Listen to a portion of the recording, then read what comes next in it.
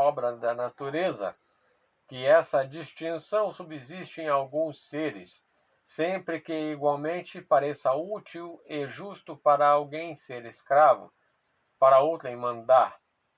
Pois é preciso que aquele obedeça e este ordene.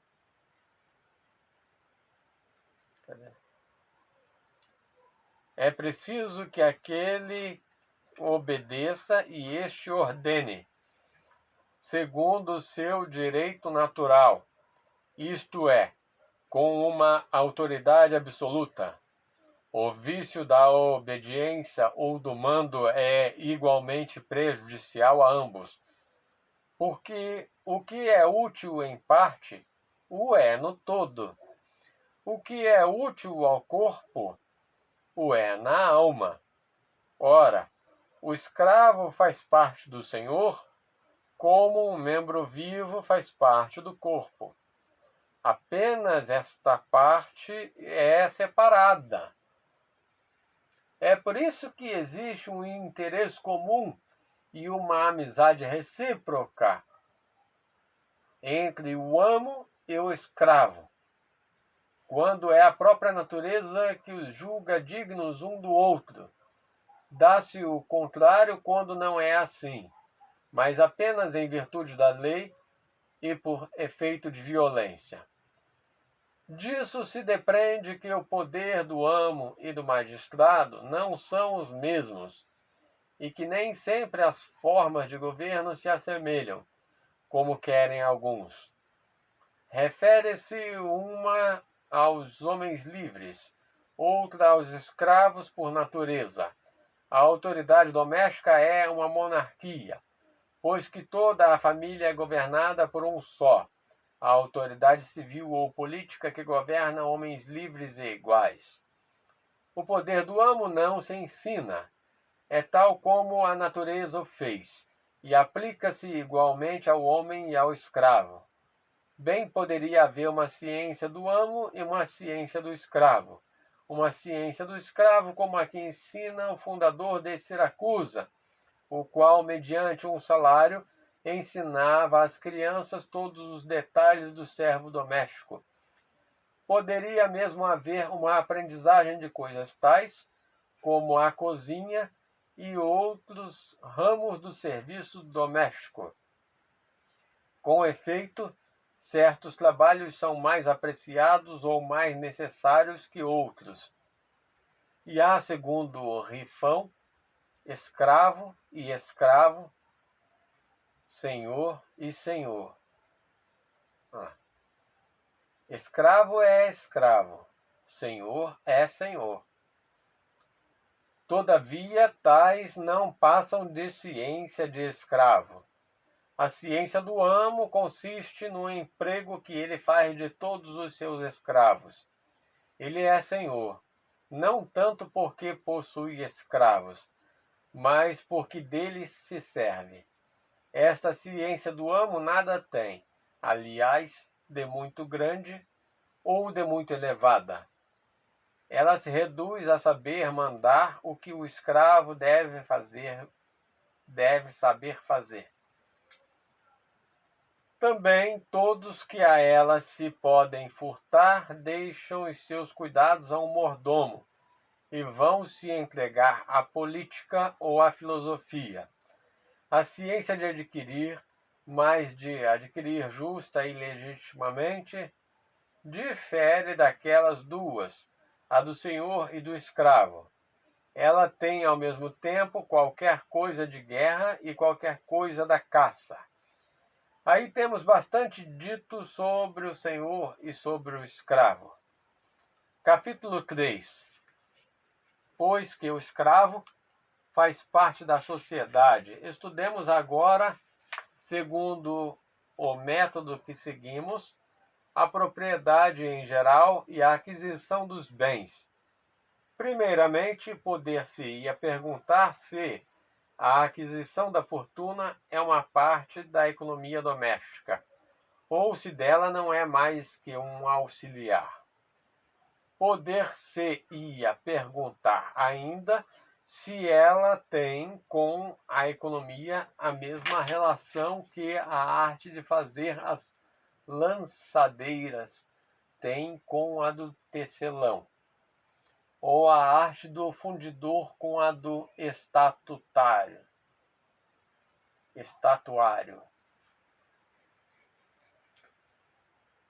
Os serviços prestados por essas duas artes não são os mesmos.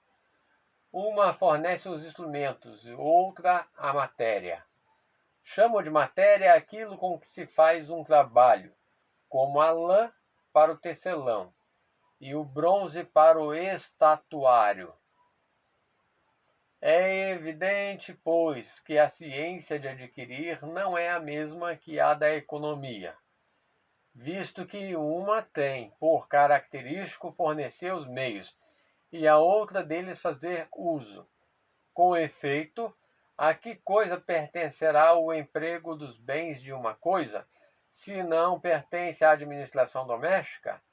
Esta ciência de adquirir riqueza é uma parte da economia, ou será uma espécie diferente? Eis aí outro problema, pois se o industrial deve conhecer os meios de posse de riqueza, o nome de posse, como o de riqueza, envolve muitas partes. Será a agricultura uma parte da ciência de adquirir ou uma espécie diferente? O cuidado que geralmente cerca a subsistência é idêntico à arte de adquirir. Há várias espécies de alimento e, em consequência, muitas maneiras diferentes de viver, tanto entre os animais como entre os homens. Nenhum deles pode viver sem alimentação, de modo que as diferenças de regime estabelecem diferenças correspondentes nos costumes dos animais. Efetivamente, uns vivem em bandos, outros dispersos, segundo o que convém ao modo pelo qual eles obtêm o alimento. Estes são carnívoros, aquele frugívoros, os outros, enfim, onívoros. E para facilitar a procura e escolha dos alimentos que a própria natureza distingue e separa o seu gênero de vida. Além disso, ela não lhes deu os mesmos gostos. Preferem uns certos alimentos, outros preferem diferentes. Os próprios carnívoros apresentam, neste particular, grandes diferenças. Tal se dá também como os homens. Seus costumes variam bastante. Esta é a classe mais ociosa, são os nômades. A alimentação que lhes é fornecida pelos animais que eles domesticam chega-lhes sem grande esforço, mas sendo os mais forçados a se deslocar constantemente em busca de novas pastagens. Assim, os homens são obrigados a segui-los, como lavradores que cultivam o campo vivo. Outros vivem de caça, mas de um modo diferente. Compreende-se por caçadores os ladrões dos rebanhos. Hércules era caçador nesse sentido. Ele roubou, diz Píndaro, citado por Platão no livro Górgias, os rebanhos de Gerião, e deles se apropriou pelo direito do mais forte. Compreende-se por caçadores os ladrões dos rebanhos, os que se ocupam da pesca quando o acaso os coloca ao alcance de tanques, pântanos, rios ou um mar abundante em peixes, os que se alimentam de aves ou de animais selvagens, mas a maior parte dos homens vive do produto da terra, dos frutos que a sua arte faz nascer. Eis aí aproximadamente os gêneros de vida os gêneros de vida dos povos que mais não conhecem além do seu trabalho individual e que não pedem às inovações e ao comércio os meios para a sua subsistência. Nômade, agricultor, ladrão, pescador, caçador. Os que fazem uma mistura desses diferentes gêneros vivem em feliz abastança e suprem as falhas de uma vida difícil, buscando em outro gênero de vida o que lhes falta para prover as necessidades urgentes, como fazem os que se dão a vida nômade, a agricultura, a caça, e assim os outros que também recorrem a outro gênero imposto pela necessidade. Esta faculdade de obter alimento por seus próprios meios é evidentemente um dom que a natureza concedeu a todos os seres animados, do nascer até que tenham atingido um certo desenvolvimento. Com efeito, no momento de dar nascimento aos filhos, produzem certos animais o alimento que lhes deve bastar até que o recém-nascido esteja em condições de obter por si próprio. Tais são as classes do vermíparos. Nesta denominação estavam compreendidas as moscas e todos os insetos. Ao termo de Aristóteles, ignorava-se ainda que os insetos são ovíparos, como todos os animais, à exceção dos mamíferos.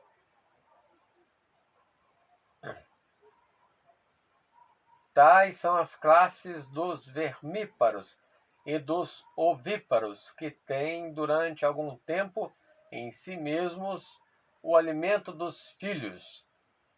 É esta a substância que se chama leite.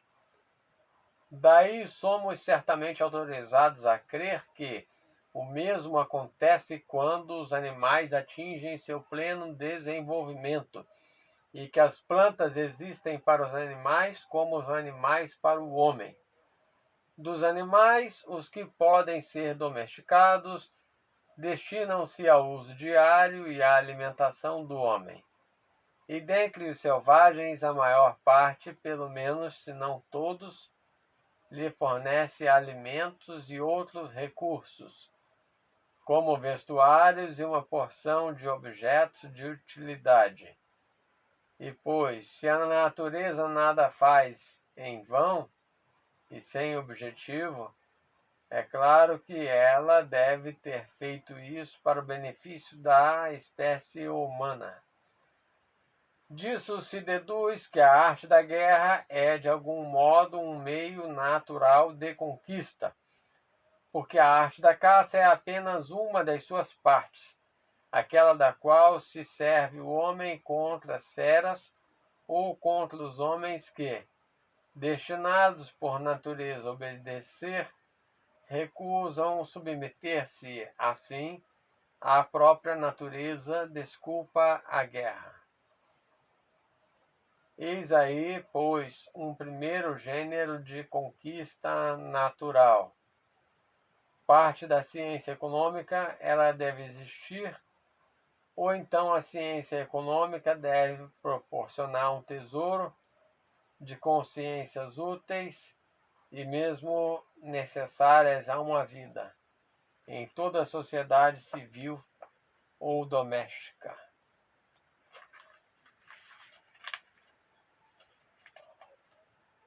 Aí está o que constitui a verdadeira riqueza e a qualidade necessária para satisfazer a alegria e as exigências da vida.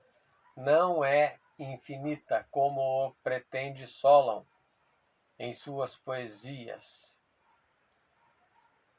Mas não conhece o homem termos nem limites que a arte de enriquecer a natureza imponha. Ao contrário, prescreveu-lhes como a todas as outras artes, Nenhuma delas dispõe de meios infinitos em número e em grandeza. Ora, a riqueza é a quantidade de meios ou instrumentos próprios para a administração de uma família ou de um estado. É, pois, evidente que existe uma certa arte de conquista natural para os chefes de família e para os de estado. Mas há um outro modo de conquista que se chama, principalmente com razão, a arte de adquirir. É aquele que não impõe limites à riqueza e que, devido à vizinhança que os aproxima, geralmente se crê ser o mesmo do qual acabo de falar. Não é o mesmo, embora dele não esteja muito afastado. Um é natural, o outro não vem da natureza e é principalmente o resultado da inteligência e de uma certa arte. Devemos estudar-lhe o princípio e origem. Toda a propriedade tem duas funções particulares, diferentes entre si.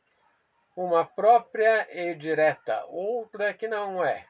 Exemplo: o calçado pode ser posto nos pés ou ser usado como meio de troca. Eis, pois, duas maneiras de fazer uso dele.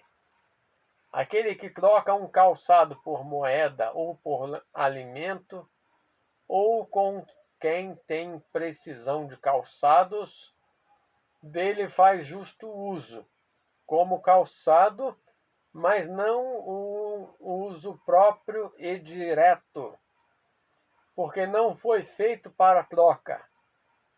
Assim acontece com tudo que se possui, pois nada existe que não possa tornar-se objeto de troca. E a permuta tem seu fundamento na própria natureza, porque os homens possuem em maior ou menor quantidade os objetos indispensáveis à vida. O que vem ainda confirmar que o comércio pertence naturalmente à ciência de enriquecer é que primitivamente as permutas só podiam ser feitas na proporção exata das necessidades de cada um. Vê-se, pois, que, na primeira sociedade, a da família, o comércio era inútil. A necessidade só se fez sentir quando a sociedade se tornou mais numerosa. Na família, tudo era comum a todos. Depois que se separou, uma comunidade nova se estabeleceu para objetos não menos numerosos que os primeiros, mas diferentes. Essas pequenas colônias saídas da família estabeleceram a comunidade dos bens, como na primeira associação. Estendeu-se tal comunidade a objetos novos, e a duas famílias formadas pelo desmembramento da primeira se comunicaram pela troca. E a participação nelas foi obrigada segundo as necessidades e pelo meio de permutas, como ainda o fazem muitas nações bárbaras. Aí se trocam os objetos por outros objetos úteis, nada mais. Por exemplo, dá-se e recebe vinho por trigo, assim acontecendo com os outros artigos. Este gênero de permuta não é, pois, contra a natureza. Já não constitui um ramo novo na arte de enriquecer, pois originalmente outro fim não tinha que a satisfação da vontade da natureza. No entanto, é a ela, segundo todas as aparências que a ciência de acumular fortuna deve seu nascimento. À medida que as relações de socorro mútuo se desenvolviam pela incorporação das coisas que faltavam e pela exportação das que lhe sobravam, o uso da moeda deveria naturalmente se introduzir, porque os objetos dos quais precisamos por natureza nem sempre são de fácil transporte. Conveio-se de dar e receber nas permutas uma matéria que, útil por si mesma, fosse fácil de conduzir nas diferentes circunstâncias da vida, como o ferro, a prata e muitas outras substâncias das quais se determinaram primeiramente apenas as dimensões e o peso, e por fim se marcaram com sinal impresso para evitar o embaraço das medidas contínuas, a marca a figurar como um sinal de qualidade. Quando a necessidade de troca trouxe a invenção da moeda, um outro ramo surgiu na ciência de enriquecer, o comércio retalhista, que talvez tenha sido feito primitivamente de um modo muito simples, mas no qual a experiência introduziu mais arte após, quando melhor se conheceu onde se deveria ir buscar os objetos de troca e o que se precisava para ter um lucro maior. Aí está porque a ciência de enriquecer passou a ter por objeto o dinheiro cunhado, sendo seu principal objetivo ensinar os meios de adquiri-lo em grande quantidade. E é com efeito esta ciência que produz a abastança e as grandes fortunas. Muitas vezes considera-se como riqueza a abundância de metais cunhados, porque tal abundância representa o objeto da ciência da indústria e do pequeno comércio. Por outro lado, vê-se a moeda como uma vã brincadeira sem qualquer fundamento natural, pois que aqueles mesmos que dela fazem uso podem realizar outras convenções, e a moeda deixará de ter valor ou utilidade.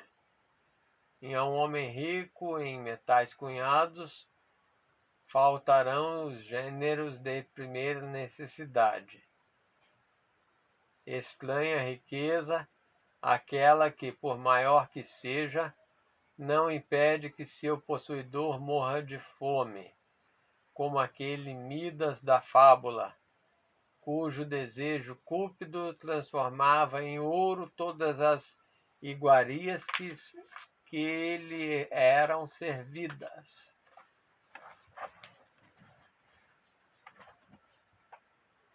É também com razão que se procura saber se não existe outra riqueza e qualquer outra ciência de adquiri-la. Com efeito, a riqueza e a aquisição natural constituem uma coisa diferente. É a ciência econômica, diferente do pequeno comércio que produz dinheiro, em verdade, mas não em todos os casos, e sim apenas quando o dinheiro é o meio definitivo de troca. A moeda é o meio e o objeto de troca, e a riqueza que resulta desta arte de adquirir é ilimitada. A medicina tem por fim multiplicar as contas, as curas ao infinito. E cada arte se propõe multiplicar as curas ao infinito. E cada arte se propõe multiplicar indevidamente aquilo que constitui seu objeto. Essa é a principal aspiração de toda arte. Mas os seus meios de chegar até o fim proposto não são infinitos. E o limite